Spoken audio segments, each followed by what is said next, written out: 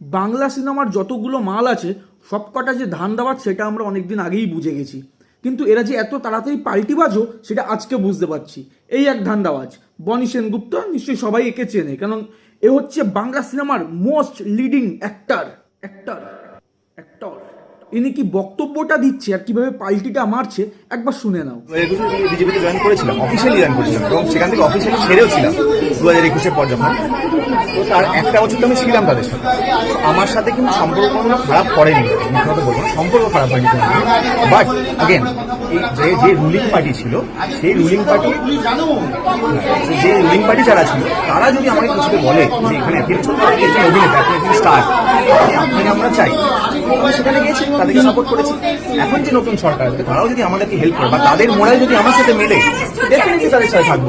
ঠিকই বলেছি, 2021 সালে যখন নির্বাচন হয় সেই বছর কিন্তু বিজেপি ক্ষমতায় আসার সাংঘাতিক একটা হাওয়া ছিল, মানে প্রচণ্ড পরিমাণে। যদি ছাপ্পা ভোট না পড়তো তাহলে বিজেপি হয়তো সেই বছরই ক্ষমতায় চলে আসতো।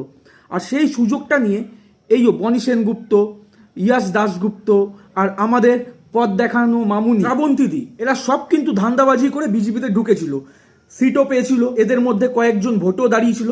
যখন মানুষ এদেরকে ভোট দিল না বা ছাপ্পা মেরে যে কারণে জিততে পারিনি, তখন কি করলো, মাইলগুলো যেই মানে ভোটটা শেষ হয়ে গেল, রেজাল্ট বেরিয়ে গেল, তার কিছুদিন পরেই সব কটাকে দেখলাম তৃণমূলে, সব কটা, মানে একটাও বাদ নেই। এমনকি ইয়স দাশগুপ্তও কিন্তু তৃণমূলে ছিল। যারা জানো না তাদেরকে বলে দিই, এই এখন খুব ভাইরাল হচ্ছে ওনার পোস্টগুলো, যে উনি বিজেপিকে স্বাগত করেছে, 2021-এ বিজেপিতে ছিল, কিন্তু তারপরে কিন্তু উনি তৃণমূলে ঢুকেছিল। মমতা ব্যানার্জির যে মিটিংগুলো হয়েছিল সেখানে যদি তোমরা দেখো ইয়স দাশগুপ্তকে পেছনে দেখা যাবে। আর এই মালটা তো মানে সবার এক ডিগ্রি ওপরে, মানে দুদিন আগে এই ভোট গেল রিসেন্ট, তার কয়েকদিন আগে ও নিজে এসে ডায়লগ দিয়েছিল যে আমরা এখন কেউ নায়ক নায়িকা নই, আমরা সব এখন তৃণমূল কর্মী। এখন কিন্তু আমরা নায়ক বা নায়িকা যারা ঘুরছে তারা নই, আমরা এখন পুরোপুরি এখন তৃণমূল কংগ্রেসের প্রার্থী কর্মী হিসেবে আমরা কাজ করছি। তো আমার মনে হয় যে এই দলটাকে আমরা অনেক দিন ধরে ভালোবাসি। আর নিজেই আবার এক্ষুনি বলছে যে আমরা কাউকে সাপোর্ট করি না, তৃণমূলের অফিসিয়াল ভাবে কর্মী ছিলাম না, কিন্তু আমি জাস্ট আমাকে ডেকেছিল সেই জন্য আমি গিয়েছিলাম। রুলিং পার্টি যারা ছিল তারা যদি আমাকে কিছু বলে যে এখানে অভিনেতা স্টার আপনাকে আমরা চাই, আমরা সেখানে গেছি, তাদেরকে সাপোর্ট করেছি। এখন যে নতুন সরকার আছে তারাও যদি আমাদেরকে হেল্প করে বা তাদের মোড়ায় যদি আমার সাথে মেলে, ডেফিনেটলি তাদের সাথে থাকবো। কিন্তু সেখানে মানে এত বড় মিথ্যাবাদী তো, মানে আচ্ছা দাদা, এই ডায়লগটা কে মেরেছিল যে আমি এখন তৃণমূলের কর্মী? কে মেরেছিল? মানে এত তাড়াতাড়ি পাল্টিটা কিভাবে মারেন দাদা, মানে একটুখানি বিবেকে বাঁধে না? আর এ নাকি স্টার, একে যারা স্টার ভাবে তাদের উপর আমার দয়া হয়, তাদের মতন অভাগা এই বিশ্বে আর কেউ নেই। আর কি বলছে, মোরালের সঙ্গে যদি মেলে, তাদের মোড়ায় যদি আমার সাথে মেলে, ডেফিনেটলি তাদের সাথে থাকবো। কিন্তু সেখানে ভাই আপনাদের মোরাল আছে আদেও? কি মোরাল আছে বলুন তো, কোন মোরালটা আছে? আপনারা নামমাত্র বুদ্ধিজীবী, আর আপনি যে এই সিনেমাটা করছেন না, এটা আপনার ফ্যামিলির জোরে।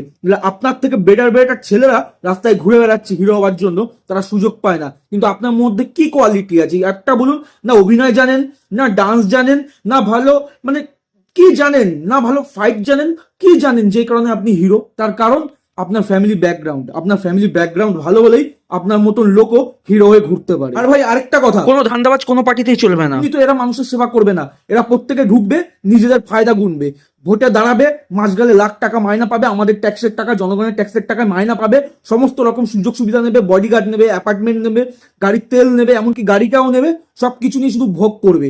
ভোগ ছাড়া এরা কিন্তু কোনোদিন সাধারণ মানুষের পাশেও থাকেনি, আগেও ছিল না, ভবিষ্যতেও এরা থাকবে। এরা এতটাই সৎ হতো যে শিক্ষকরা চাকরি পায়নি, দিনের পর দিন রাস্তায় বসেছিল, তাদের হয়ে কিন্তু এরা প্রতিবাদ করতে পারতো। এরা কিন্তু একটাও প্রতিবাদ করেনি, সব কটা হারামি। কত টলিউডের মাল আছে, আমরা সেলিব্রিটি বলি, যাদের সিনেমা দেখি আমরা টিকিট কেটে পয়সা দিয়ে 400 টাকা 500 টাকা করে টিকিট কাটি, সব কটা কিন্তু স্বার্থপর, সব কটা স্বার্থপর। এরা সব ধান্দা বোঝে, নিজেদের ধান্দা বোঝে, নিজেদের আঁচল গোছায়, এছাড়া কিচ্ছু না। তো